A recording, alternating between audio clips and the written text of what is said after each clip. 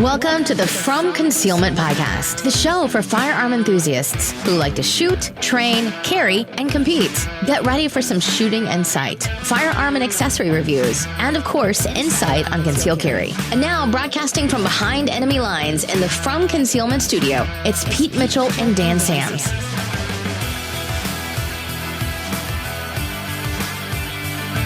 Hey, Freedom Nation, this is Pete Mitchell. And I'm Dan Sams. And this is going to be a fun episode for us. Yeah, man. I mean, just real quick, fastoc.com. You want to do some training, you got to check them out. But I can't even give them that much of a plug because, man. We got to get into this. We got to get into it because it's crazy out there, guys. I mean, we've been talking about coronavirus for I don't know how long now, 3-4 weeks.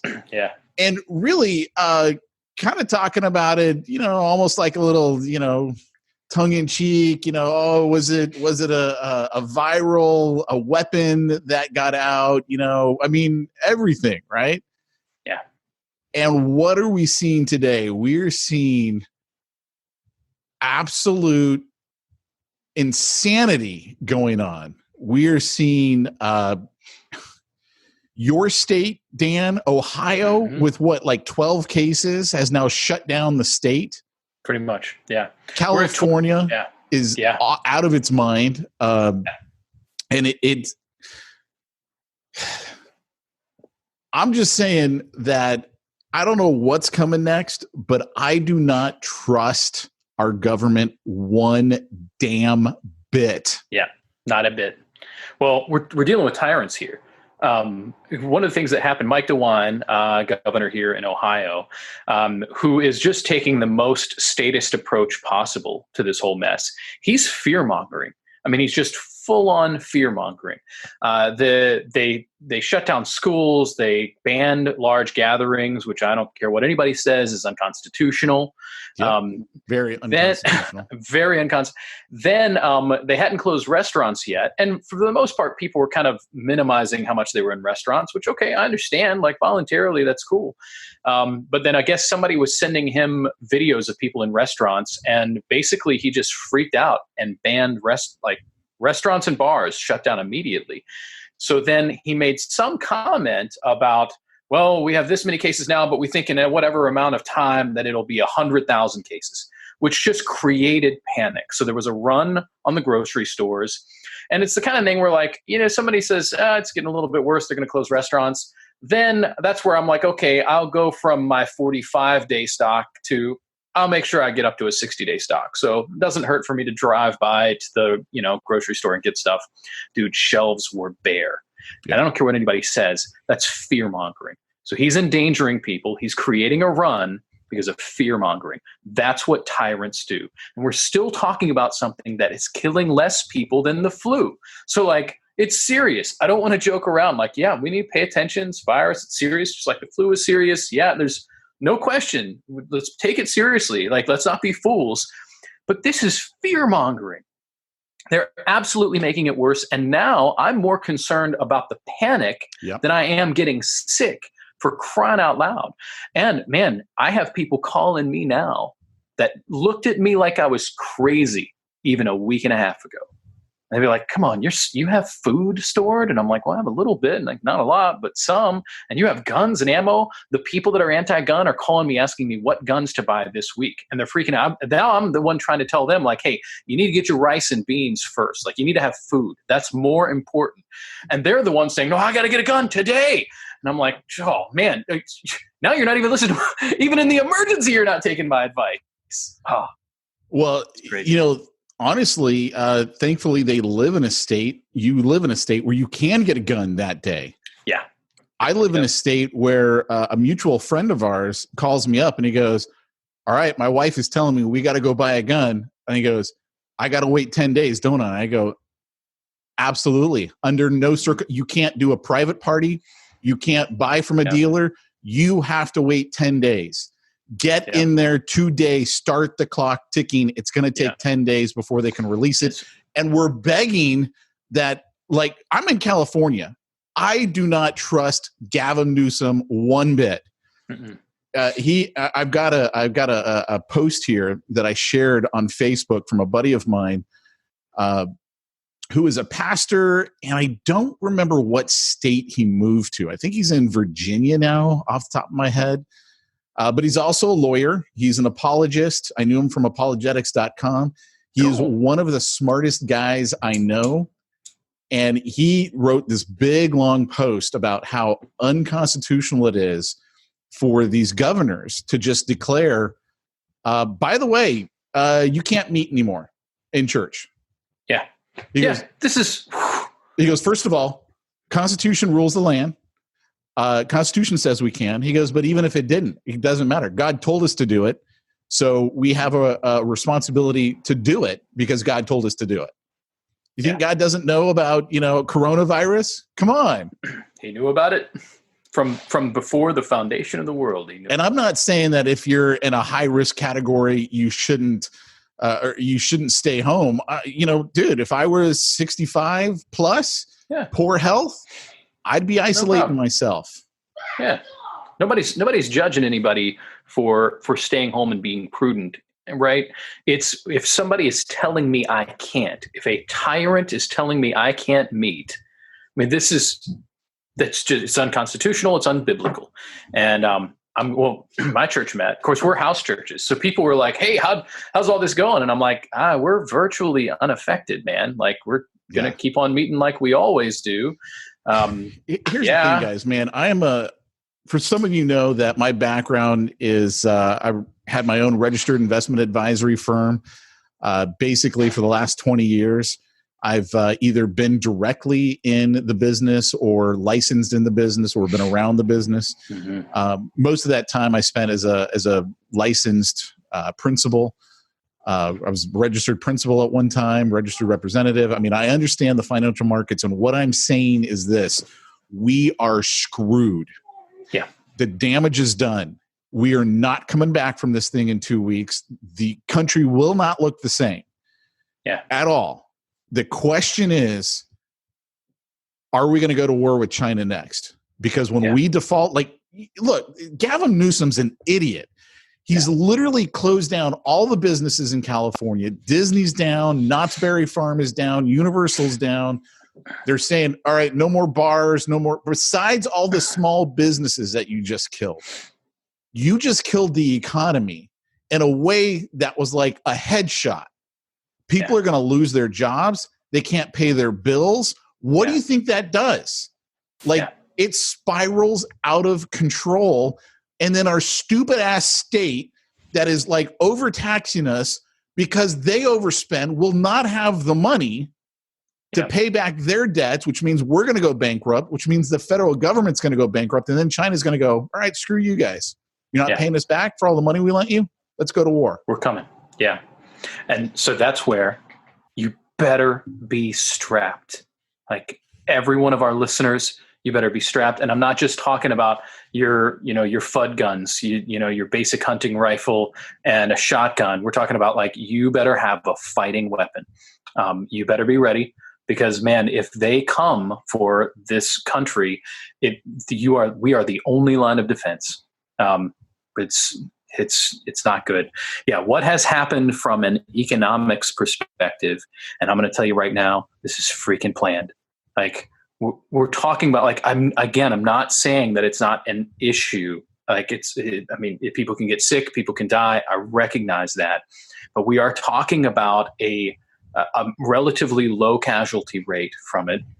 We're talking about most people not affected, but the hyper reaction to it is killing our economy. And at every step, they take the highest fearmonger route, not the let's calm everything down and keep things together. And they do this knowing what it'll do to our economy. For crying out loud, stuff going down up here. Our phones quit working the other night. And I'm talking to the entire region for 20 minutes or so. Phones didn't work, and we still had internet, we still had whatever, but phones went down.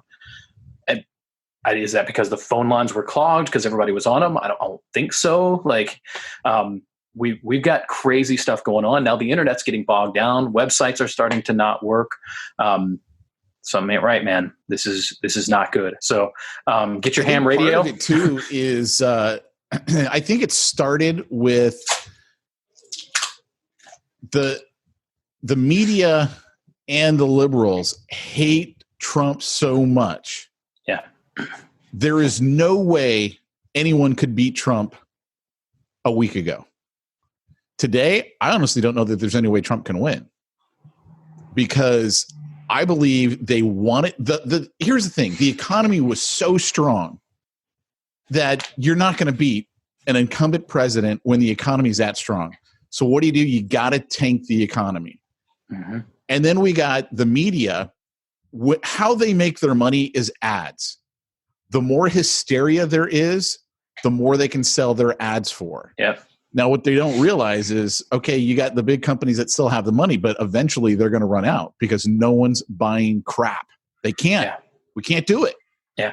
Well, if people can't go to work, for crying out loud, right now in Ohio, nobody who works in the restaurant industry, I mean, they're allowing some takeout stuff, but like every server is screwed, because even with the takeout, they're not making money. Well, in our How area, are they going to pay their rent? Exactly. So that means they can't pay rent. They can't work. I mean, like a lot of people's jobs around here depend on them actually physically going to a place to work. We're not allowing teachers can't go to work. Substitute teachers are really screwed right now. Like they're tanking the economy. I'm telling, it's planned, for crying out loud. It's planned. I'm not even like, I know that like the whole joke about my tinfoil hat, but like you can't, it would be like if I had a trash can fire and we're in the Staples Center and there's a trash can fire and I start screaming fire, get out of the building. Well, the trash can fire could have been handled relatively simply, right? But I have told, quote unquote, the truth and made hysteria to create a much bigger problem. And at every step of the way, that's what they're doing. Both media and government officials are making it worse with hysteria. You cannot tell me that's not intentional. And that's what's freaking me out, is that they know what they're doing, because they're getting the response. And then I'm like, man, we could throw cold water on this and we could say, hey, do this, be smart here, be smart here. Instead, it's like, we're going to ban restaurants. Next thing, kids aren't coming to school. Next thing, it's like, well, we're not sure yet, but they're probably not going to be going to school for the rest of the year, which tells everybody this is going to be a months-long problem. And maybe it will be. But now you are creating hysteria before you even know it. And I'm telling you, Mike DeWine is a freaking communist tyrant who is power grabbing in this. And it's a mess. Like I'm pissed. I'm just pissed. No, I'm with you 100%, man. Because part of me looks at it and goes, okay, I don't know if what they're trying to do is lay down precedent that they can fall on later. You know, well, you remember when we had coronavirus, we did all blah, blah, blah, blah. Look, everything they're doing is unconstitutional. You can't tell a private business, by the way, you can't let people in. First of all, it's guaranteed in the First Amendment. We have the right to assemble. Yeah. I mean, it's right there. Those tyrants have just proven they can get away with it. So whether this and we're letting them. Freaking letting them. Well, no one's saying to them, how dare you do this? You don't have the right to do it. You're tanking the entire economy. You're screwing how many millions of Americans? Like, we're toast. This economy is not going to recover. I keep telling my wife, I go, first of all, our kids are out for 2 weeks. I go, there is no way this thing lasts 2 weeks. It can't. What, all of a sudden the coronavirus is gone in 2 weeks? Mm-hmm. No. It's not going to work that way. It's going to go to 6 and then 8. And then, like you said, rest of the school year. Yeah. By then, what the hell is left? Yeah. Yeah. And they know it, and they're doing it on purpose. But it's like, do they not understand? They're going to have nothing left to rule. Yeah. Because there's going to be nothing left. So I've thought about that a little bit. So China holds most of our debt. China's a communist country. We're talking about people who are, I don't know. Remember the king who abdicated from England back pre-World War II? Yeah. And then they found out he had connections to the Third Reich. So he abdicated, made a big mess of things. And it looks like the plan was for Hitler to take England and reinstate him into power. Right? Now, there's some mild speculation, but it's pretty reasonable. Like the information there were real connections. And so start thinking about that. What if the plan is for China to take over so that some dude with the last name Sanders or some dude with the last name Biden gets to get put in the socialist power that they want? Now, I'm not saying that's what the plan is. I don't know. But like, there's a motive behind tanking the economy and taking the worst action at every step, knowing what will happen, knowing what has happened at every stage, and they keep making it worse. Those are the questions I have. I'm like, if you're going to tank, if you're going to ruin an incumbent president's chances of getting in, and then you know how far it's going to go, I'm starting to look at, okay, so what's the motive? Well, I don't know what the motive is, but that could be one of them. It's a mess, man. So, so here's what's really wild, man. All the people that thought I was crazy that are calling me to ask what kind of guns to buy and what kind of things to store. And when everybody was freaking out about toilet paper a few days ago, I'm like, who gives a crap about toilet paper? You can use leaves. Like, you can use old t-shirts. Who cares about toilet paper? Get rice and beans. And hopefully in some places you should still be able to get rice and beans. Stockpile rice and beans. It's cheap. You can be broke. You can have $20 in your pocket. You can go get rice and beans that's going to last you for a pretty good long while. If you can still get stuff shipped to you from Amazon, get the SAS Survival Guide by John Lofty Wiseman. You put that in your bug out bag. You can live for a long time. We're probably going to be bugging in, facing facts, but get those kind of things. Get ammo. Get yourself a cheap 9mm. If you're totally broke, buy a High Point. If you have even more than slightly broke, please don't buy a High Point. I'm talking to a friend of mine today he knows nothing. He thinks that there's a waiting ban. He's got relatives that have guns in another state. He didn't think you're allowed to move guns across state lines. And I'm like, who gives a rip? And also, you're allowed to move guns across state lines. Just be careful that it's not California or New York. And so I'm walking through and he does it. He's like, I'm broke right now. And so he's probably going to buy a High Point because it's all he can afford. That is a sign of the apocalypse. The fact that I'm like, I guess you should buy a High Point if you can't buy anything else. That's how bad it is. Dude,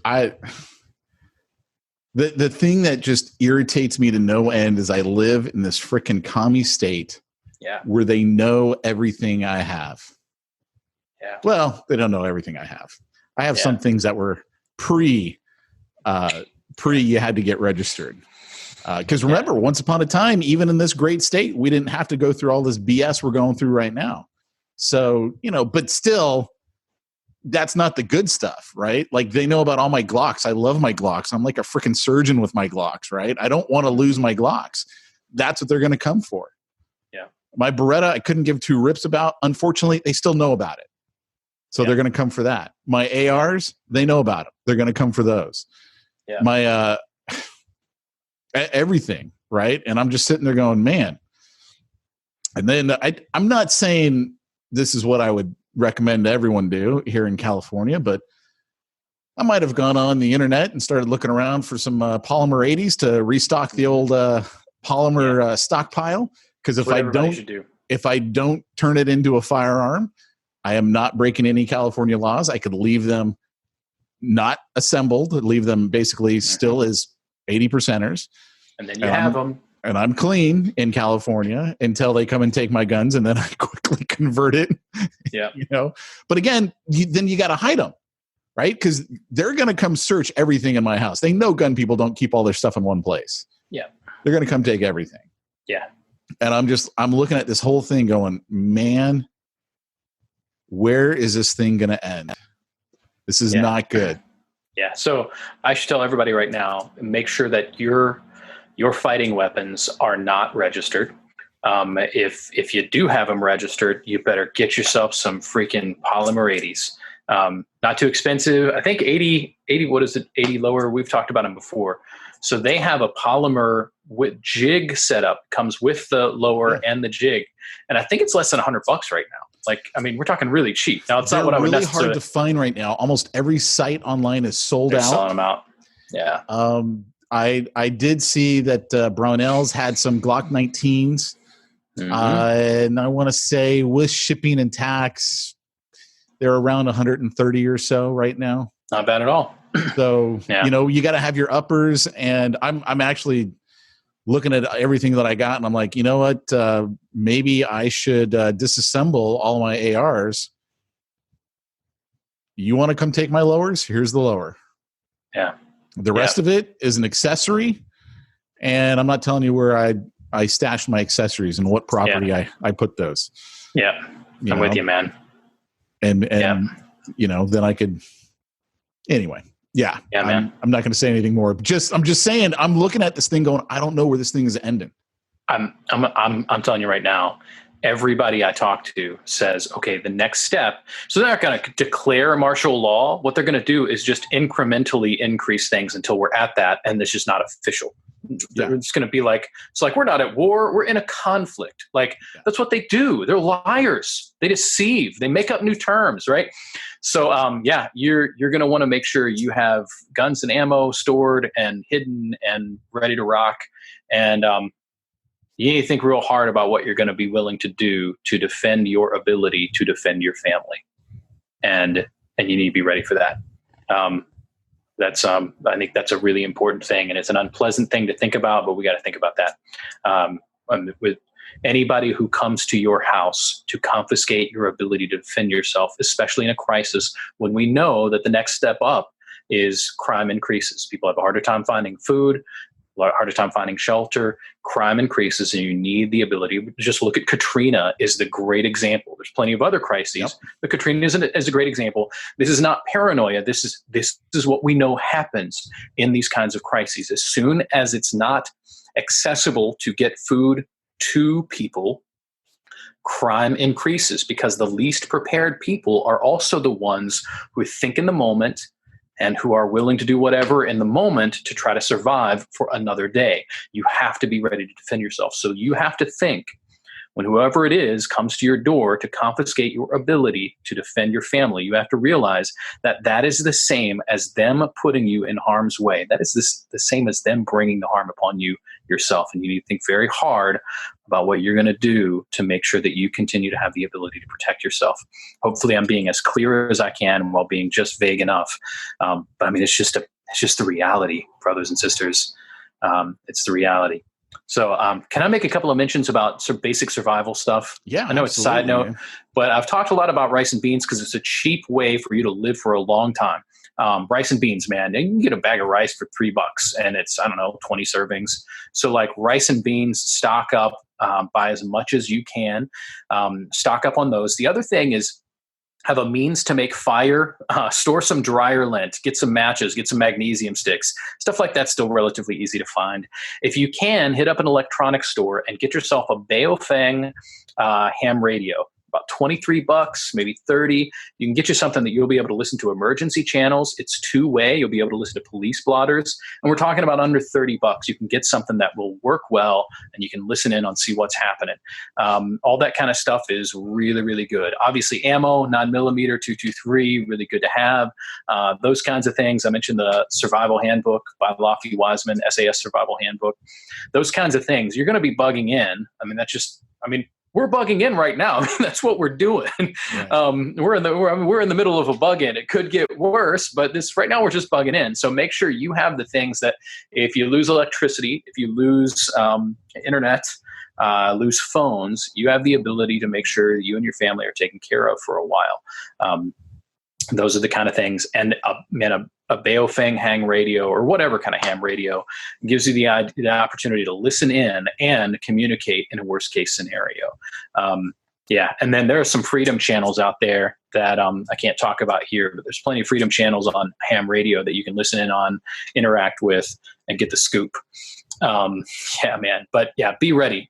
A means for fire, get yourself a life straw, a means to kind of purify water, make sure all that kind of stuff matters. Stockpile water if you can, but just have the ability to make bad water good. That's even more important. This is it, man. This is what we've been talking about. What's funny is I think every prepper in America right now is like, this is the day I've been waiting for. So this is the thing. So I don't think my wife listens. My wife, for maybe the first time, like she, for a while, joked about all the stuff I was doing. And then she's like, okay, I guess it's fine that you have some stuff. And you have a hobby. Oh, it's good that you have a hobby. Right. And for a while, she's like, we're never going to use this stuff. And I'm like, well, we might. And I would always bring up the whole, like, it's not if, it's when. That's the old Creek Stewart saying. I'm like, Katrina, man. Like, so it could happen. I said, it could just be a tornado around here that blocks, roads and we're stuck. Like, we got to have food. We got to have whatever. And she's like, okay, well, now she's the one like making a list and say, like, see if we can get this when you go back to the store. She's asking about like which of your guns are registered, which are not. And I'm like, they're all registered, honey. They all have serial numbers. And all that kind of stuff. And so now I'm trying to play it cool because stuff that I'm finding out about that I'm like, I do not want to make my wife more concerned. But then I'm like, and so I'm trying to play it cool, but I'm also like, this is what I've dreamed of my whole life. I know, right? But here's the worst part of it. And I keep saying to my buddy, I said this until things really got bad, right? So this is pretty bad. I was like, hey, if the Boogaloo kicks off, man, I think this is the greatest thing in the world. And now I'm like, uh-oh, is the Boogaloo going to kick off? Wait, hold on a second. I have kids, okay? Yeah, I have kids. My life is a little bit different. Okay, I'm not a single dude going, all right. It's great. Like, that's the part that I'm like, crap, dude. I got kids. Like, it changes everything. One of my kids has special needs, man. He can't walk for very far. I mean, he can. He has coordination issues. I got another one that's 4. Like, this is hopefully we're bugging in and not bugging out long term. But you at least live in an area that you could hunt and get food. I don't. I'm the field behind me. I know where the deer run, and I'll be doing some out of season killing if I have to survive. So I got that. I've already been thinking about that, making plans for that. I've got, man, I'm assembling the goon squad, man. I've got homies that I'm like, all right, everybody make sure you get your Baofeng ham radios, and we're going to establish a channel. We're going to establish rendezvous points. We're trying to make plans for. And actually, my wonderful neighbor who he can distill water, he can reload ammo. Like we're gonna be all right. But I'm thinking about like my entry points now. I'm like, I've got a big old sliding door at the back door. I've got big, tall, floor to ceiling windows. I've got to think through. Okay, if I got to fortify, I got to have enough wood to fortify this, right? I've got all kinds of things I've got to think of there. Hopefully, it doesn't come to that. I'm really hoping it doesn't. Right. But if it does, I've got to find out how to, rally people quick. We're talking about whether or not we become the meeting point for people in our church to come and like, all right, we'll lay out mats on the floor. I've got water storage. I've got a water cistern. I've got water storage. I've got a gas well. We could do a lot here. We've got a field out behind the house. I can kill some deer. Like, could we have a larger group of people? So I'm going to become like, what was his name on season 3 of The Walking Dead who had the farm? Oh, yeah. Herschel. We might start calling this place Herschel's Farm if it comes to that. Dude, but here's the thing, man. It's over a nothing virus. That's what I'm saying. That's why I'm saying this is a power grab. Because it's over a relatively minor illness. People die every day. It's a fact of life. 100% of us are not getting out of here alive. It's a fact. Yeah. We're all going to die. Yeah. People die. This is not like a zombie apocalypse where people die and come back and everyone dies. No, this is one where right now they're saying, like I read a new report this morning that they're thinking it's actually closer to 1%, not the 2.5%. Yeah. And I'm like, dude, this is a nothing virus. It sucks to get it. If you've got other issues, boy, it really sucks for you. If you've got emphysema, if you've got diabetes, if you're infirmed in any way, dude, it sucks. But so does getting the flu if you've got those conditions. Yep. People are going to die. That's just a fact of life. Yeah, I could get it. I could die. It's a fact of life. It doesn't mean we screw the whole country, the entire freaking country, and just go, oh, we're closing everything down. Yeah. It's more than just the country. We're screwing the world right now. Yeah. Like we are the engine for the worldwide thing. Like when America's economy tanks, like this is the kind of thing that could bring us back to, people don't realize that during the first, second, third century on into like maybe like we had like there was a lot of technology that had come along way back then, like aqueducts. There was like indoor plumbing. There was all this stuff. And then we had a lot of things go crazy in the world that brought us into the dark ages. And so like some of what we have now in technology, obviously not from an electronic perspective, but we've kind of regained old knowledge. What's to say that we couldn't go back like that? I mean, some real crazy stuff could happen. We're back in crazy town. And so I'm like, yep, this could screw over the world. This could set us back a few hundred years. Yeah. Yeah. Anyway, I mean, the whole, the theory of the closing everything down is, at least what they're trying to tell everyone is, well, we don't want to have happen here what's happened in Korea or happened in Italy. And we're trying not to overwhelm the healthcare system. I get it, but I also know you don't have the right to do what you're doing. Yeah. And if I want to self-quarantine, that's my right. Yeah. When some of this is there's way more to it, but this is the other reason why socialized healthcare is such a train wreck, right? When under socialized healthcare, I use something because it's free or because I feel like I'm already paying for it through my taxes, so I better use it so I'm not wasting it, right?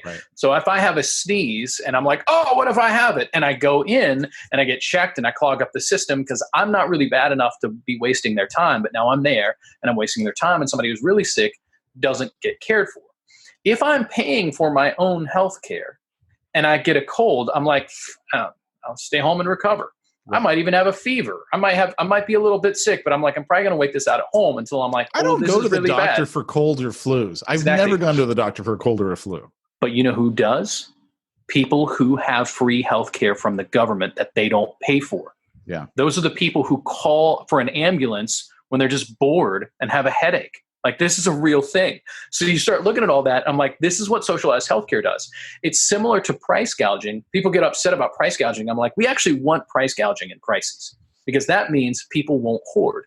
So if Walmart says, you know what, I can make $10 instead of $2 off of that pack of water bottles, and they jack it up, then the guy who is going to come through and get a whole bunch of them is like, well, I'm not going to do that now. I'm going to get the 2 cases that I need. And the next person, because we're going to pay what it's worth to us. So the price gouging protects us. It's the same way with health care. It's being able to say, man, this is going to cost me. That keeps somebody from going in for what's really a cold. And it makes sure that then people are more likely to go in when it really is serious. And so I'm telling people, like, it's socialism that's killing us.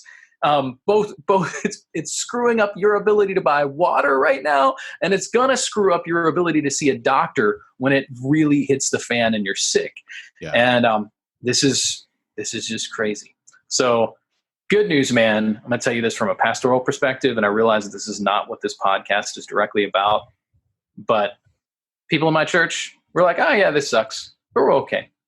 Like, our hope is not in the government's ability to fix problems or in the economy or in anything else. The old Westminster Catechism or New City Catechism, the very first question is, what is our only hope in life and in death? And the answer is that we are not on our own, but we belong to God. It comes from a passage in Romans. And so I can look at my kids or my wife or the people in my church and say, like, what is our only hope? Whatever happens with this virus or government overreach or whatever, and they'll be like that. We're not on our own, but we belong to God. I'm like, exactly. And so that's why I'm taking it seriously, and I'm frustrated at everything, but it's why I have peace and hope in the middle of it. So feel free to shoot me a message. You can visit restorationhcn.org for more information, or Underground Seminary, one of the websites we manage. Happy to tell you more about the hope that I have in Jesus. But I tell you what, this whole thing could burn to the ground, and I still have my hope. And so don't let our concern over the crisis sound like we don't have hope, because we do. Also, why probably guys like me and Pete are smiling, saying like, yes, this is going to be great. Well, yeah, I mean, honestly, I would love to see everything just, our society is so out of its mind. Yeah. I live in about a $1.1 million house, maybe 1.2. This thing ain't worth $50,000. You're seriously going to tell me this house is worth 1.1 to 1.2? You're out of your freaking mind. Like, the pipes leak, everything in my kitchen is broke, the roof needs to be replaced. Like, it is a joke. But somehow this is 1.1. How is that possible? It's not. I honestly would love to see everything just get reset. All right, now let's go back to work. Let's build everything back up. But yeah, that's just me, because I look at everything and I'm like, dude, how are my kids going to make it in this world? This is crazy. Yeah. This is absolutely crazy what's going on. Yeah, it is. But yeah, it could work out in some resets, man. Can you imagine if like somehow this ended with the disillusionment of the Federal Reserve? Like that, I would love it. They got too much planning going on. Like they do. No, it's gonna end the way everything ends, which is more control is absorbed by government, whether it's state or federal. They are coming and they're going to control more. I mean, that's how it's going to end. Yeah. And I'm telling you, man, if things get really bad and some crazy dude goes on a shooting spree right now, that's when they're coming for all the guns. Shoot, yeah. They're going to use that as no one can be trusted with guns. Go take them all. So the question then is, who do they have already prepared to do that? Because they want it to happen so bad. Man, this is a great time to bring up, we still don't have any real information about the Las Vegas shooting. No motive, no anything. The amount of times that guy would have had to change guns to be able to deliver as much much ammunition as he did. Note that they only found 50 spent casings in his hotel room where he supposedly dumped how many thousand rounds. I'm not saying it was a false flag. I'm saying that like the story they have given us is not trustable. It can't work. The information doesn't. So like all it takes is them to do something like that again. I always like to point out, Iraq Veteran 88 always points out, he's like, I know what a saw sounds like. I'm a veteran. He's like, I heard a saw. He's like, I know the difference between a bump stock on an AR and a saw. And I was listening to a saw. And so you think about all that kind of stuff. Like they tell everybody, look up Operation Northwoods. Like we know what they do. They actually we have declassified information where they have planned this stuff. And you don't have to be a conspiracy theorist to say like, look at all this nuts stuff. So, and then you got China too, I didn't even realize how much China controls our antibiotics and our medications in the U.S. Yeah. Basically, everything comes from China. Yeah, almost everything. And China is basically saying, we're going to shut all that off. I think if China goes to war with us, it's going to be a lot easier for them because they literally are going to shut everything off. Oh, yeah. All they have to do is, and then think about like the last I checked, I think it was still like our IVs, like almost all the IV bags are made in like this one factory in like the Philippines.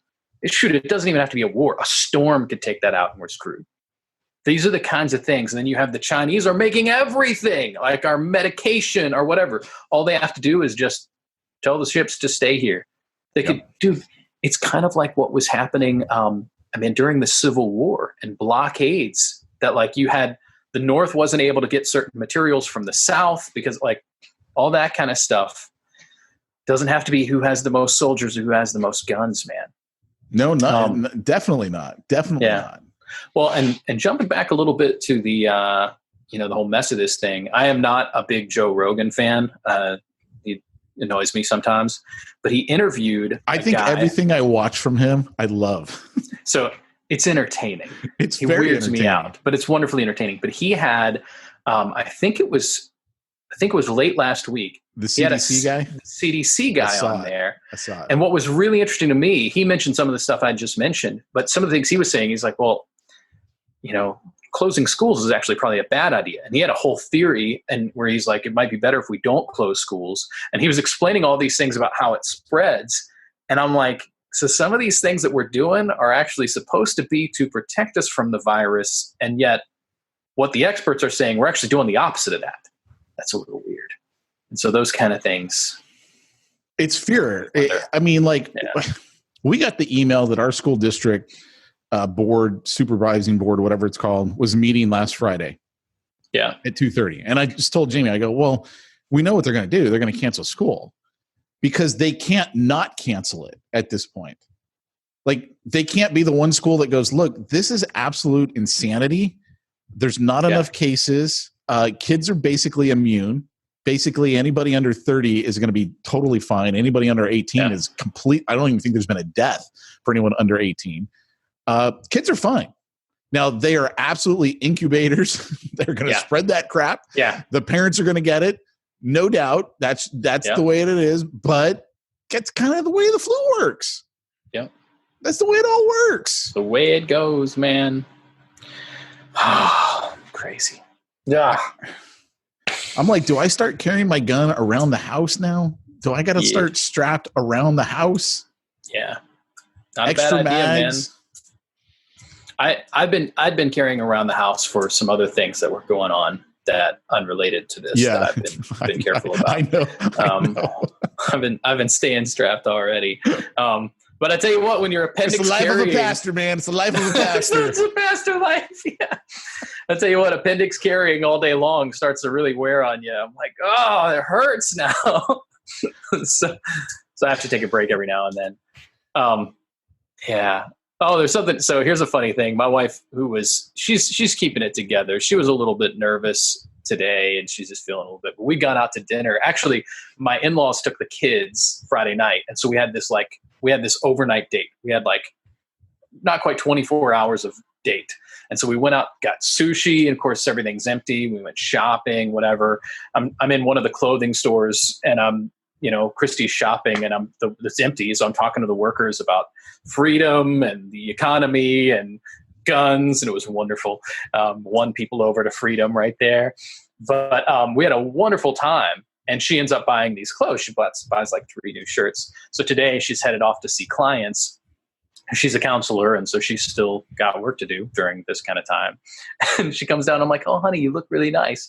She's like, thanks. She's like, I figure zombie apocalypse is going to happen. I might as well wear my new shirt. There you go.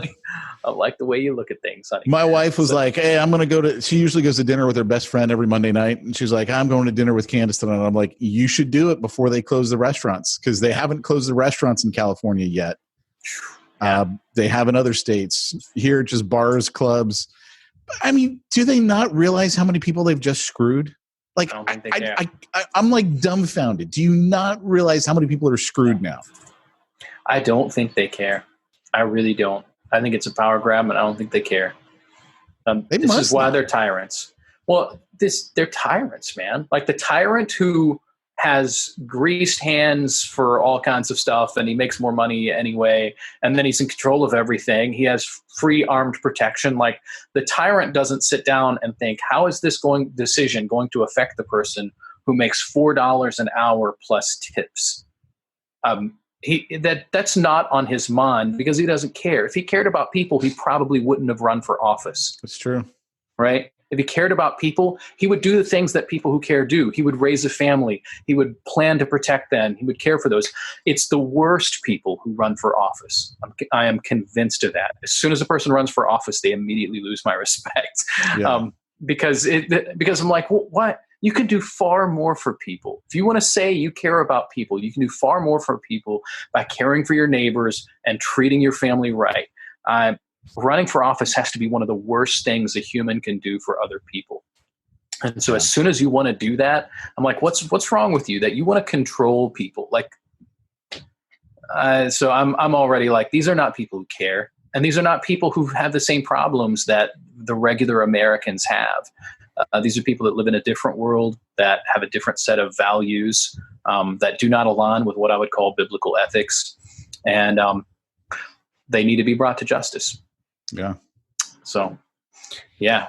So I think the message from this is stay strapped or get clapped. Exactly right.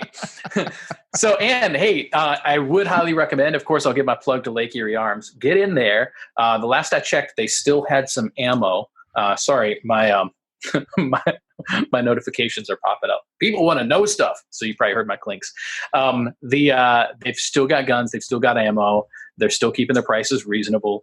And they'd love to have you in there. So get on out to Lake Erie Arms, learms.net, of course, online, or jump into the store live in Huron, Ohio.